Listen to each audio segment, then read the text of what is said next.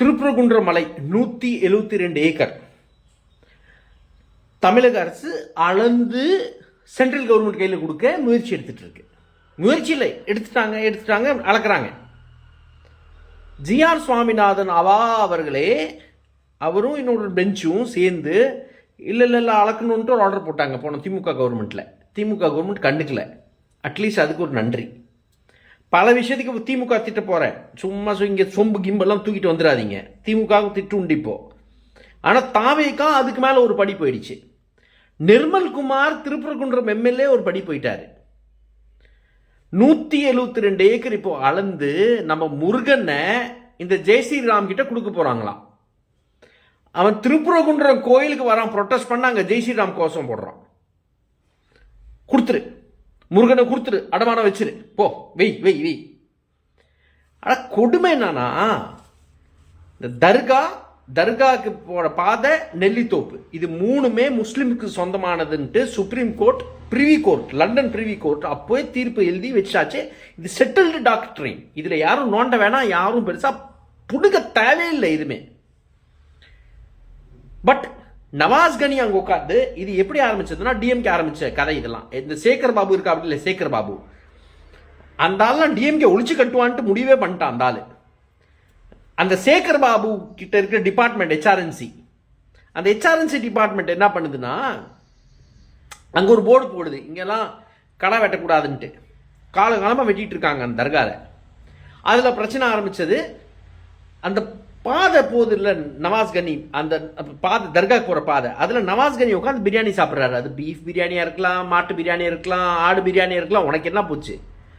தர்காவுக்கு போகிற பாதை அவங்களுக்கு சொந்தமானது, சாப்பிட்டு போகிறாங்க. நம்ம கோயிலில் முனியப்பன் கோயில், அந்த கருப்பசாமி கோயில் எல்லாத்துல சாப்பிட்றது தான், கடை வெட்டுறது தான். அதில் என்ன பெருசாக இருக்குது, பெருசாக போய் சரி. அடுத்தது அதாச்சா, அதை பெருசாக பீஃப் சாப்பிட்டாருன்னு பெருசாக குதிச்சல் குதிச்சான் எச்ராஜா. அயோத்தியா ஆயிடும். அந்த அயோக்கிய பையன் ராஜாவை எச்ராஜா மேலே கேஸ் நான் போட்டேன். திருப்பரங்குன்றம்காக அண்ணாமலையும் எச்ராஜா மேலே எஃப்ஐஆர் இருக்கு.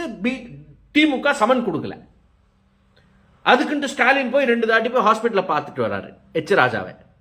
அப்புறம் சிறுபான்மையை ஓட்டு போயிடுச்சுன்ட்டு இப்போ நம்மக்கிட்ட கேள்வி கேட்குறாங்க. Wrong bro, very wrong bro.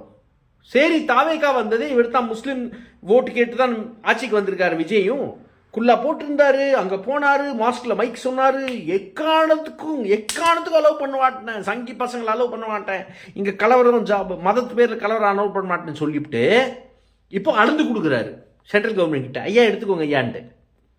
What is this mister Vijay, what is this? Mister Nirmalkumar, Thiruparankundram MLA இருக்கீங்க. நல்லது என்னன்னா, ஒரு ஸ்பிரிச்சுவல் இடம், ஆன்மீக இடம். அந்த இடத்துல போய் இவன் கலவரம் பண்ண ட்ரை பண்ண எச்ராஜா கையும் போயிடுச்சு, காலும் போயிடுச்சு. போச்சு இல்ல, 2 போச்சு இல்ல. அட்ரஸ் இல்லாம காணாம போயிட்டான் அந்த எச்ராஜா. சிறையில் உட்கார வேண்டிய ஆளு. நல்லா தட்டணும் நல்லா எச்ராஜா. நீ எல்லாம் இருக்க பாரு, உனக்கு ஏதோ ஒரு ஆட்சி அதிகாரம் இருக்கு, உனக்கு ஏதோ டைம் இருக்கா, உனக்கு ஒரு கான்ஸ்டபிள் போதும் உனக்கெல்லாம். ராஸ்கல். அண்ணாமலைக்கும் தான் இது பொருத்தம். எந்த கட்சியில் எந்த ஒரு பதவி இல்லாம 10,000 கோடிக்கு மேல சொத்து சம்பாதிச்சு வச்ச அண்ணாமலை, அவனுக்கு பில்டப் வேற, பங்கம் மியூசிக் வேற.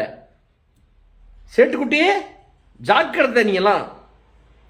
சரி, இப்போ இந்த திருப்பரங்குன்றத்துக்கு இஷ்யூல இப்போ அளந்துட்டாங்கன்னா என்ன ஆக போகுது? முழுக்க ஏசிஐ கொடுத்துட்டாங்கன்னா சென்ட்ரல் கவர்மெண்ட் கையில் போயிடுச்சு. ஆனால் கொடுக்க மாட்டாங்க, தூண்டி விட்டுட்டு இருக்காங்க. ஏன்னா அது கொடுத்துட்டாங்க, அங்கே பிரச்சனை இல்லை, மக்கள் எவங்க கண்டுக்கல, தீபத்தை எங்கே வேணா எரிச்சுக்கோன்னு சொல்லிட்டு விட்டாங்கன்னா ஹிந்து முஸ்லீம் பண்ண முடியாதுல்ல அடுத்த 5 வருஷத்தில். ஆனால் மோசம், பட்டு மோசம். ஸ்டேட்மெண்ட் வந்தே ஆகணும். தாவேக்கா உங்க நிலைப்பாடு என்ன இருக்க போகுது, திருப்பரங்குன்றத்துக்கு என்ன நிலைப்பாடு இருக்க போகுதுன்ட்டு. தர்காவா இருக்குமா, இல்ல எச்சராஜா சொன்ன மாதிரி அயோத்தி மாதிரி ஆட்சி அதை ஏதோ நாசம் பண்ண போறீங்களா? கோயிலா இருக்க போறோமா, இல்ல ரணக்கல பூமியா ஆக்க போறீங்களா? பதில் கொடுக்கணும், பதில் கொடுத்தே ஆகணும்.